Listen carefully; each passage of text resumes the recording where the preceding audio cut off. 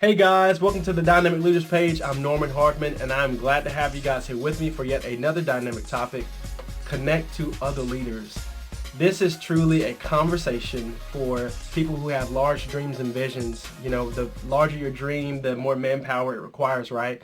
So, and often a lot of that manpower is leadership. So it's important to understand how to work with other leaders. I've seen this done very well, and I've seen this done poorly, and obviously, the times that it's done poorly, the goal has suffered and, dissolved, and it waits for somebody else to kind of pick up that goal and accomplish it. But let's have this conversation today and let's dive into it. Before we do that, I really want to differentiate the types of leadership that I'm talking about, okay? So you have a type of leadership where there's an executive over leaders, and then maybe you have team leads, kind of like a corporation or whatever the case may be, or some type of organization.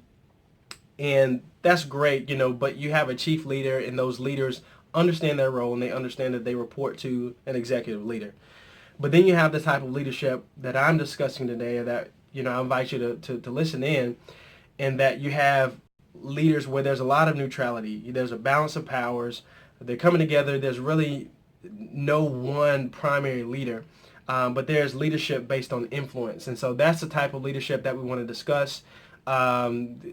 Areas of community where I'm in community development, this happens a lot. This happens in mergers. This happens in, different nonprofits coming together. So listen in. I think you guys will like this conversation. So the first point of working or connecting to other leaders is having communication, right? Communication is very important. The communication needs to be clear, and it also needs to be constant, right? It needs to be open. Communication. So clear and open communication, constant communication as well. But let's start with clear communication. So clear communication means that if there's a question mark anywhere, stop and ask. Why is this very important? It's very important because leaders, by nature, we're very territorial, right? We put a lot of work into the things that are given into our care. We care so much. We're responsible for other people. And so we will do our best to protect the vision and the purity of the vision that we have. So when we're working in the vision, especially when we're working with leaders, we want to make sure that we have that clear communication. So if you have a question mark there, make sure you ask, reach out to ask. I love the phrase, or I kind of like the phrase where it says it's easier to ask for forgiveness than permission, but it does not always work out, right? So don't be that person that's constantly asking for forgiveness than asking for permission, because if you overuse that or overplay that card, then you'll find yourself dismissed from the group. So make sure you have that clear communication. Second thing is making sure that you have open lines of communication, right? So by open lines of communication, what I'm referring to is trust. You want to make sure that you have the trust there. You want to make sure that you have the respect there amongst each other. In that group. And I want to kind of share something. Here's something that really helped in one of the groups that I'm working with particularly. We've been working together about a year, doing community work together, and maybe 9 months into that, we had an opportunity to go on a trip together. So this was a resource trip.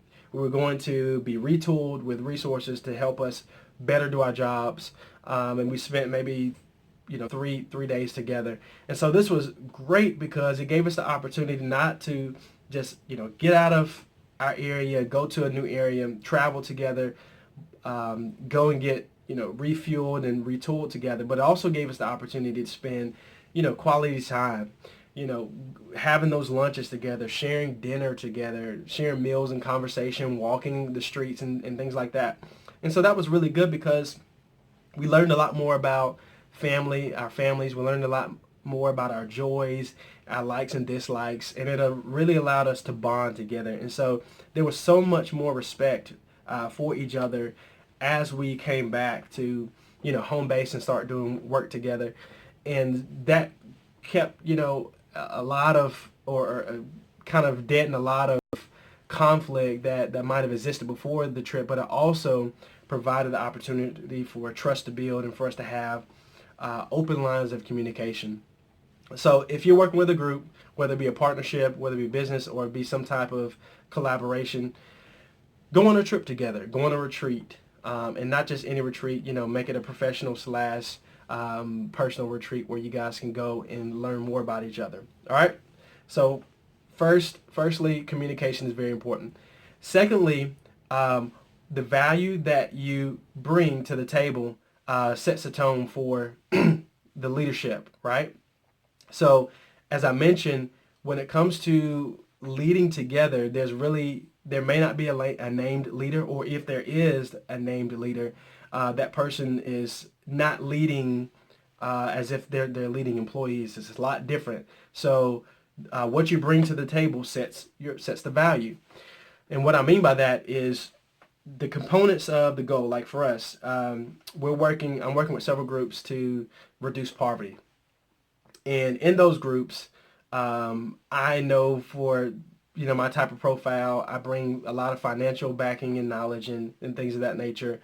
But I also understand my profile, when you take personality tests and you take leadership assessments, right? So in addition to my skill set, I know my personality. And my personality in all of the different types of, Myers-Briggs and assessments that I take, I'm right there in the middle. I tend to have multiple descriptions that fit my personality. And so what I've learned is that I am a lot like concrete. So when I'm in a group, I learn to listen to perspectives. I learn to ask quality questions. I learn to listen so that I can do my best to bring the different perspectives together so that everyone feels valued.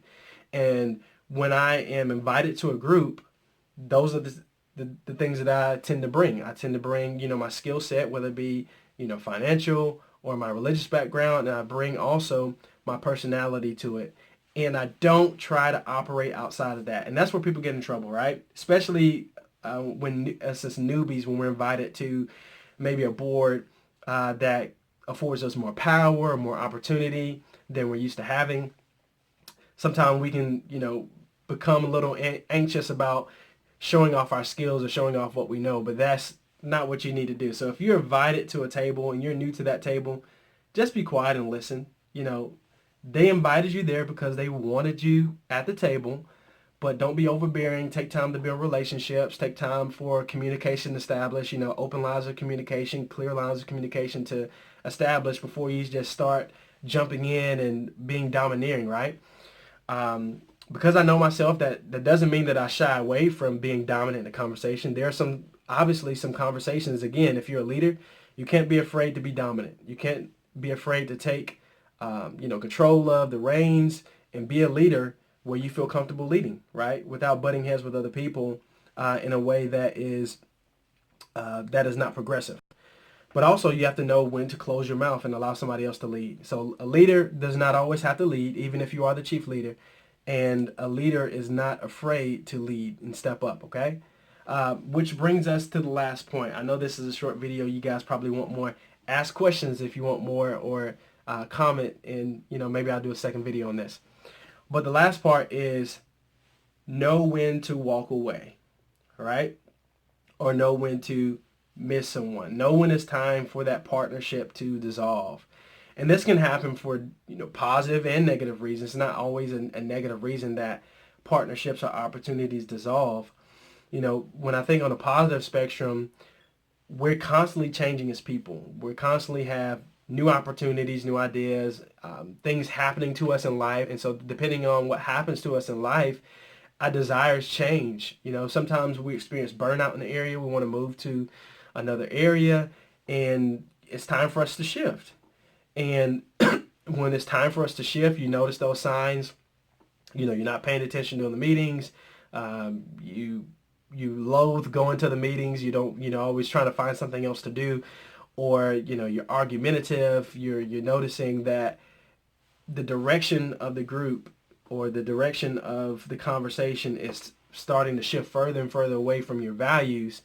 then maybe it's time for you to consider leaving, right? If you cannot comply, you cannot change, your values, can't change your mindset to fit the mold of the group, and it goes against your values, goes against your passions, then maybe it's time for you to leave. Maybe it's time for you to seek another place. And that's not a negative thing. It just means that you need to be working in a place, in an environment where there is a lower level of conflict. As you move out, you're going to provide the opportunity for someone else to move in. And when you move out, you're going to find a place that fits for you and continue to do your best work. Look, just because you start out in a place doesn't mean that you have to finish in that place. No, just when you start in that place, make sure you progress and move forward. If you can leave the place or leave the organization better than when you began, then you have done your job, right? Understand when your season is up. And then on the negative end, maybe you are a part of a group, or maybe you're leading a group and there's someone who is disgruntled. You try to work with that person, and it seems like no matter what, they always have conflict with the speed of the group or the direction of the group. Well, it's time to have that serious conversation with that person about shifting to do their own thing or connecting with somebody else or another group, so that it does not compromise the vision of the group. It is, the vision of the group, the direction of the overall group is more important than any one party in that group, right? And that doesn't mean that in a group there aren't times where you stand up to be that voice of reason and to say, hey, look, guys, we're going down the wrong way. We're going down the way blindly. But if everyone seems to be going in the direction, there's really nothing morally wrong. There's really nothing, harmful that's happening. It's just a difference of opinion, and you just can't get, that person can't get with it.